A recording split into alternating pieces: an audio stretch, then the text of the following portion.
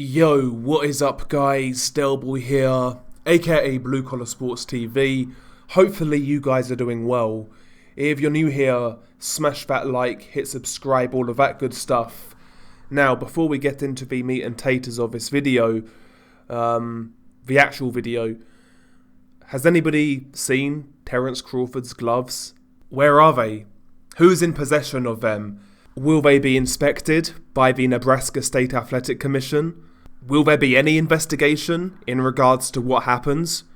I doubt it, but what we did see, and I was so shocked to see hardly anyone's talking about this, for whatever reason, but ultimately what we saw was a guy getting knocked out by an opponent with illegal gloves.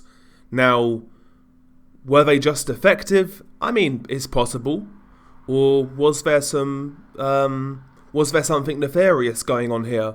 Who knows, but, I mean, surely, an investigation needs to transpire. Surely. Or, am I just being a hater for asking that question? I mean, it's crazy because in the last few years, we've actually had a few Glovegate controversies, conspiracies, whatever you want to say. Arguably this fight, it does have the biggest red flag, but nobody's talking about it. I find that rather strange. I mean, I saw one boxing publication, I think it was World Boxing News, and the headline, I am paraphrasing because I can't be bothered to look it up, but it said something along the lines of Terence Crawford punches holes through his gloves as he knocks out David Avanesian. Something along those lines. Crazy. Absolutely crazy. And again, even, let's say Terence Crawford and his team, they didn't do anything wrong. They were not, tampering with gloves or anything along those lines. Even if that is the case, and let's say I grant you that nothing nefarious took place. I don't know that. Personally, I have my doubts.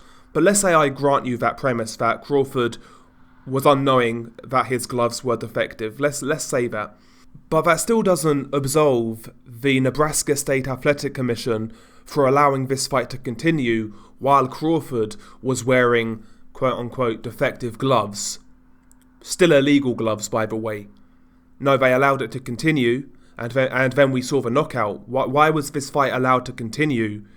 Fighters have spare gloves in the event of something crazy happening, yet they were not called upon. Why is that? I mean, how many times do we hear guys on YouTube or social media talk about fighter safety? Fighter safety is what it is. Is what it is. But the reality is this. This is the truth and the reality of the situation. Crawford knocked out Avanesian while wearing illegal gloves. It's that simple. And ultimately, an investigation should take place. And that's it. That's the only logical conclusion that you can have to this fight. And yeah, I mean, even if Crawford did nothing wrong on his part and his team did nothing wrong, this fight, in my opinion, should still be ruled as a no contest. It's that simple. But anyway, ignoring that farce of a fight, let's talk about Teofimo Lopez versus Sandor Martin, a fight in which Teofimo won by a split decision in a 10-round fight. Before we get into it, why was this fight a 10-rounder? And was this a WBC eliminator? Because they ordered this fight as an eliminator. Yeah, it was a 10-rounder, so I'm not sure what's gone on there. I don't know why this fight was a 10-rounder. Teo's comeback fight, of course, was a 10-rounder against Pedro Campa. That's fair enough, but why on earth was this fight a 10-rounder? Kind of odd to me, but regardless. I've only just got round to seeing this fight, and I saw the outcry on social media calling this fight a robbery, and that Sandor Martin was robbed of a second knockdown. So going into this fight, I had that in my mind, but I have to be honest, I never saw this controversy that other people saw in regards to this fight. I never saw it, and it's interesting because there's more anger towards this fight than the Crawford fight, which is crazy to me. but it is what it is.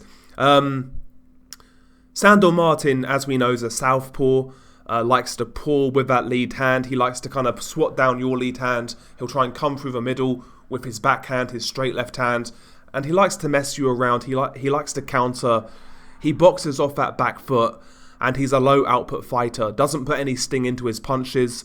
Doesn't really go for the gusto. He's just an awkward spoiler type, I would say. And that's the approach he took in this fight against Teofimo Lopez. And for me, he was far too negative in this fight. Teofimo Lopez was the guy who was attempting to make the fight. He was trying to walk down Sandor Martin, and although, he wasn't looking good doing it, and he struggled to cut the distance and cut the ring off, no doubt about it. But as far as I'm concerned, Teofimo was outlanding Sandor Martin for the majority of rounds, and there were a couple of rounds that were close in terms of punches landed, in my opinion. But even in those close rounds, Teofimo was the guy who was landing the far harder shots, in particular his straight right hand to the body. That was a shot that was a constant throughout this fight. And he was able to find that shot in quite a few rounds. And overall, I mean, he was the guy landing the harder shots. He was the guy who was the aggressor here. Sandor Martin had success here and there, fleeting success, countering Teo at times when Teo got too overeager. Teo's got a bad habit of sometimes having his head over his lead foot, and he'll really lunge in. And on occasion, Sandor Martin was able to counter that, in particular with his check right hook. And in the second round, he actually dropped Teo with that shot. Teo wasn't hurt, but it was a knockdown. Teo just got reckless and he got caught, lost balance, went down. It was a knockdown. But aside from that, man, honestly, for me, Sandor Martin didn't really do anything impressive in this fight. To me, he was far too negative in this fight. His output was far too low. There were times in this fight where Teo was just kind of following him in straight lines, and he never let go of his straight punches. He never decided to lead the dance in this fight with his jab or his 1-2. He was very reactive to what Teo was doing. And yes, on occasion he would counter Teo with his check right hook and sometimes the straight left hand. But again, those moments were too few and far in between. Whereas Teo was consistently landing to the body with his straight right hand, sometimes with a jab. Occasionally Teo would go to the body and then come upstairs with a right hand to the head. Also caught Sandor with a few left hooks to the head as well. When it comes to eye-catching shots, round 2 aside, where Sandor knocked down Teo, I mean, Teo landed all the eye-catching shots here. He landed the harder shots, and he was the guy trying to inflict damage on his opponent. And round 7 was apparently controversial. Many people claiming that Sandor Martin was robbed of a knockdown. Well, I watched it. Teo actually comes out quite aggressive in round 7. Lands a good straight right to the body and also a straight right to the head. Then Teo gets a little overeager. He kind of falls in a bit too much. He kind of shoots from too far out. He falls in, and Sandor Martin kind of spins out and cuffs him on the back of the head. The back of the head is not a scoring area. And also, what Sandor Martin threw wasn't even a punch. It was like a drag almost. It was like a cuffing motion. And if you actually watch it, he doesn't even land on the knuckles. He lands basically halfway between his palm and his wrist. It wasn't a scoring punch, and it wasn't a knockdown. Honestly, I'm shocked to see so many people claim that as a knockdown. I really am. Clearly not a knockdown. Referee made the right call, and Teo won that round. He landed the better shots, and again was the guy forcing the fight. And overall, it was just that was really the fight. Apart from round 2, I felt that Sandor Martin's success was fleeting, far too passive, far too beta in his approach, and again, far too reactionary to what Teo was doing. And that's all well and good if you're making Teo pay consistently for his errors, for his over-eagerness, but Sandor Martin wasn't doing that. And to me, he just was far too negative here. He lost this fight. I mean, how can you say... So for what? Sandor to win this fight, he has to win 5 rounds because of a knockdown. I don't know how anybody could give Sandor Martin 5 rounds in this fight. I really don't. Maybe 3 rounds, but no more than that. I just don't understand how people view this fight as controversial. I really don't.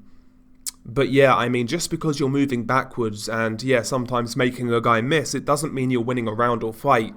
Especially when you're not doing anything in return. And that was the majority of this fight. Teo was chasing Sandor Martin. Again, overextending at times, missing at times. And you'd be correct in my opinion if you said that Teo didn't look all that great, because I don't think he did. But just because he's not looking great, it doesn't mean he's not winning rounds. Just because you're moving backwards and making a guy look bad, it doesn't mean that you're winning a fight. And I think we've been programmed to actually favour that style of boxing.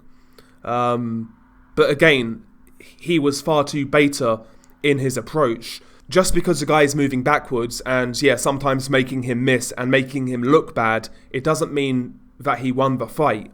And in my opinion, despite Teo looking average, for my money, he outlanded Sandor Martin in quite a few rounds. And aside from round 2, he was the guy landing the better shots. He was the guy landing the harder, cleaner, more effective shots. For me, Teofimo Lopez won this fight. I mean, I think Sandor's lucky to get a split decision loss. Should have been a UD, in my opinion. But regardless, I wasn't all that impressed with Teofimo Lopez. I know that Sandor was being ultra negative, but there were no adjustments in Teo's game, in my opinion. It was the straight right to the body, the straight right to the head, occasionally the left hook, a pouring jab trying to set something up. Teo was doing the same thing over and over and over. And the lack of adjustments in Teo's game was disappointing and maybe concerning going forwards. And for me, Teo needs to make some changes. And the most obvious change is changing trainer. I think we've got to the point now where Teo, at the very least, has plateaued as a fighter. But in my opinion, he's regressed as a fighter. And I don't think Teo Sr. is doing his son any favours right now. I think Teofimo Lopez needs to find and join with a real trainer. I mean, he had Joey Gamache in his training camp for the Lomachenko fight. Maybe that could be a good route for him. Who knows, Joey Gamache may work well with Teofimo Lopez, but he definitely needs to change things up, no doubt about it. I'm also concerned about his personal antics getting in the way of his career. But as of right now, I'm not really impressed with Teofimo Lopez. For me, at least, in my opinion, when I see Teofimo Lopez these days in the ring or out of the ring, I see a guy who is very unsure of himself, unsure of his standing in boxing, and maybe even in life as well. But I see a guy who is very unsure of himself, and again, this is just me speculating, but I see a guy who doesn't really have anybody to turn to. I think he lacks trust in a lot of those around him right now, and he really needs to get that sorted if he's to go any further in his career. The benefit for him is that he's only 25 years old. He still has time, but he needs to make these changes now. I've never really been that warm on Teo, but I see a guy with talent, and for me right now, he's not really making the most of it for whatever reason. Confidence, trust issues, personal issues, whatever it may be. I think there's a lot going on here. But again, he needs to get it sorted. Anyway, share your thoughts below. What did you make of Teo's performance? I didn't think honestly, I felt he looked pretty average. But I don't think he lost this fight. I know he didn't lose this fight. I got eyes that work. But share your thoughts below. Beanie Guy Delboy. Peace.